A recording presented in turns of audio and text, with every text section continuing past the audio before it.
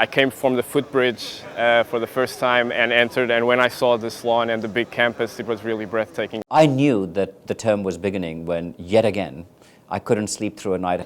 You always hear there's 900 people, and it becomes like not a big deal until you follow them all into one room and you realize how many people are actually doing the same thing as you. One of my favorite moments actually is getting to section and realizing that I actually knew people there and had become friends with folk over the last few months.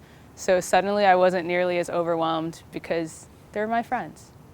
This morning I was cold called. I was the first person called on a class, and my heart stopped for a second, and which was ironic. It was a case about healthcare and hearts specifically, but it went fine, and the professor was very encouraging. I obviously had read the case and met with my study group, so I had things to say, and it was a big relief to have the first true cold call of my HBS career over with. So we had a case on Zappos, the shoe retailer. Despite the perception that maybe women might have more shoes, there was a male in the classroom with about 100 pairs of shoes, which I thought was pretty phenomenal. So we actually had someone in the room who had worked at Amazon earlier and was able to sort of describe exactly how the transaction happened and what some of the other issues were that weren't highlighted in the case. They brought everything to life to me. I could not believe that somebody who actually was in the rooms when those meetings were happening, wasn't making the decisions, is actually a member of the class. In my first kind of group discussion, we were talking about kind of what we wanted to do afterwards, and it was very reassuring that absolutely everybody in my group had no idea what they wanted to do, which is exactly how I feel.